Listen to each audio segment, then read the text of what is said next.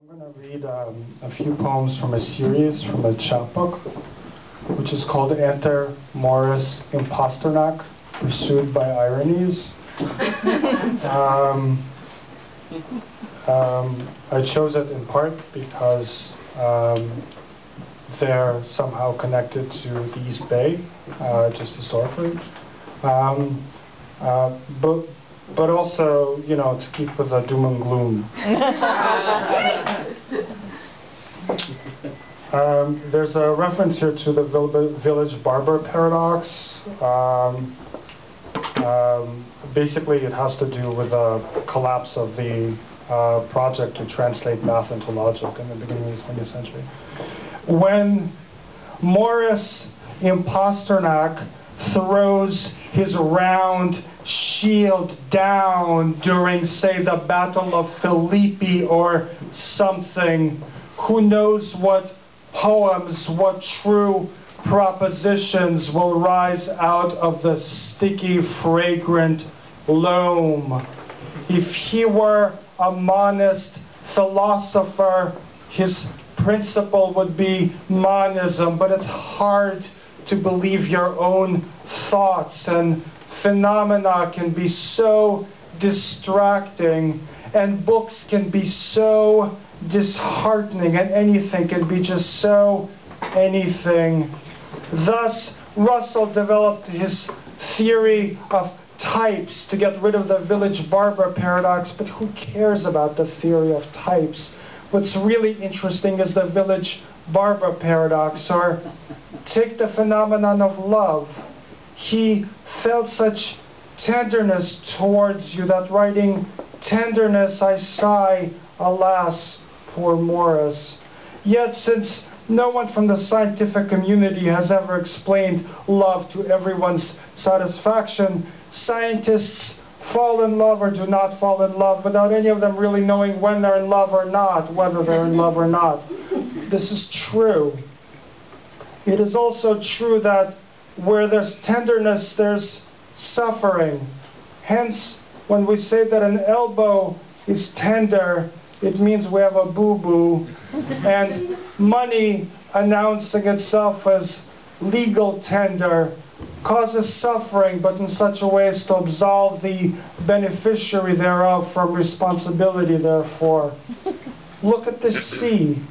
Don't you think that the sea too suffers when it pulls up its skirt at low tide and shows the varicose veins, the ingrown hairs, the splotches along its cold, pale, swollen, hypertensive leg? It's possible that ideas don't suffer, such as the idea of suffering, for instance, but we're not ideas, are we? Morris Imposternak, at least, is not an idea.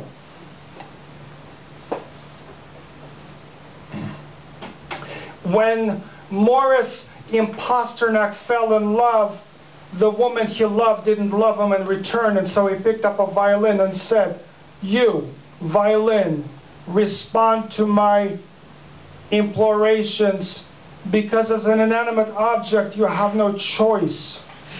Play to me, violin of the amaritude we both know. You, because you're not alive. I, because I'm not loved. We are alike, you and I. We can't change the world, we can only make noise." The violin played, that is, its strings pushed the air to and fro, as Morris Imposternak remembered how he made love to the woman who did not love him. Even as matters stood, the look of her eyes had made him forget himself, that is, forget he was Morris Imposternak. The violin played. Outside, buildings crowded together, and passers-by passed, whose figures resembled figures such as the Russian L.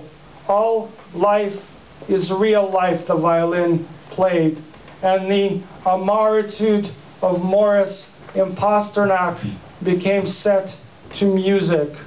Blessed are those who love. There are so few of them, almost everybody. Blessed are those who are loved. There are so few of them, almost everybody. How sad there is no one-to-one correspondence between these two sets. 6.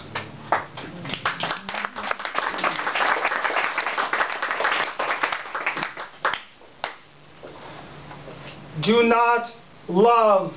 It is possible that nothing is true anyway, that we live in a forest of big griffins, and that even we ourselves are big griffins. It is possible that I'm not saying what you think I am saying, and that you're not hearing what you think you are hearing, but that we are scratching and howling on a branch in the dark to signify our loneliness and desire for mice and other delicious vermin. Do not love, for when you pop open a human being, all you find is 40 feet of intestine, and how lovable is that?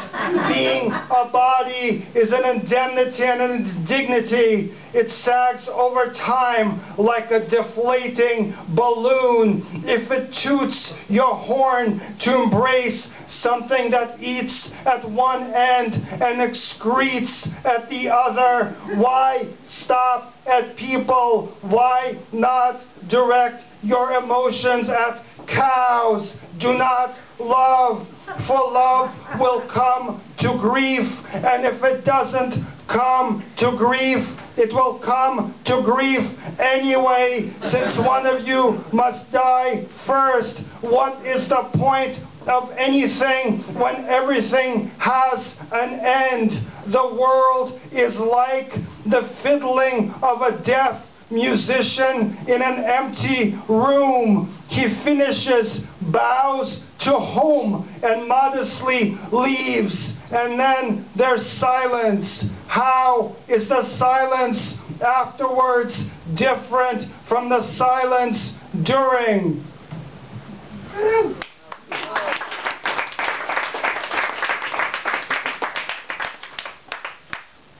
Let us ask a question. Where have you been, Morris Imposternak?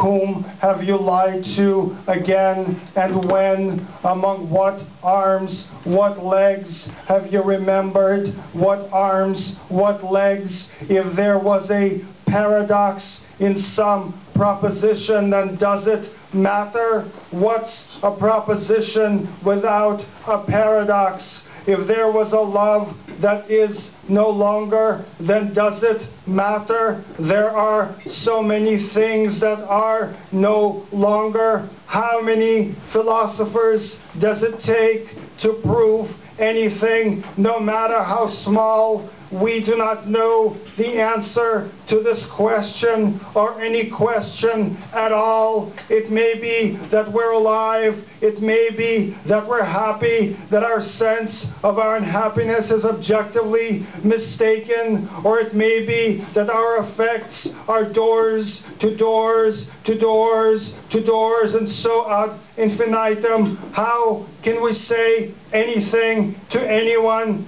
anywhere? Morris Imposternak tries to speak, gets choked up, and runs to the bathroom. Goodbye, poetry. Goodbye, visual art. Goodbye, music. Goodbye, same and other, real and ideal. If this were a question, we wouldn't know the answer to it, though it would be very small.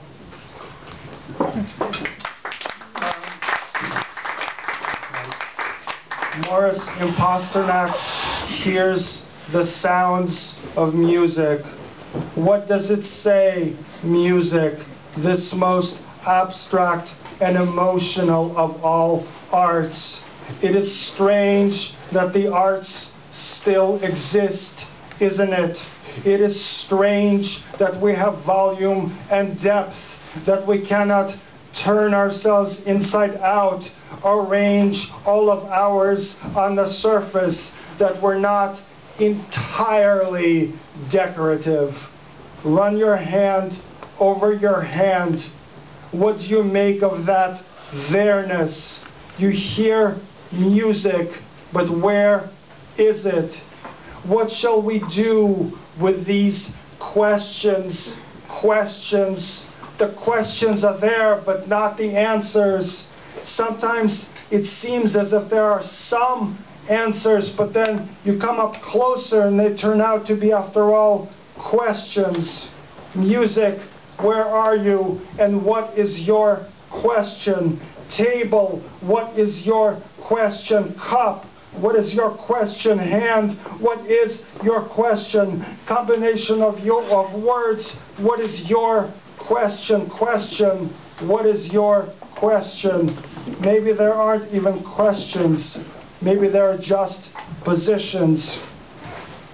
You sleep in an excessively large room, my soul. Odoriferous flowers swell outside your windows, and here passes Morris Imposternak, listening to music with his broken heart. And this is the last one. In a universe renowned for its simplicity, composed as it was of P and not P, there lived a philosopher who became a painter. He painted portraits of philosophers. Each of them was caught in the act of thought, like a victim of eating disorder in front of the refrigerator.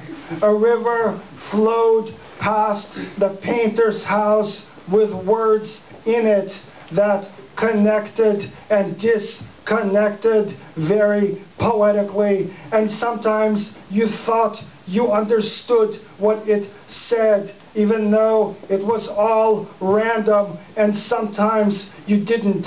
The sun rose and the sun set, and sometimes the other way around, and the seasons progressed from winter to spring to summer to fall, and sometimes the other way around. Every Saturday, a philosopher who became a violinist came by to play always the same sonata, composed of 3 movements. First movement, love. Second movement, love and loss. Third movement, just loss. Thank you.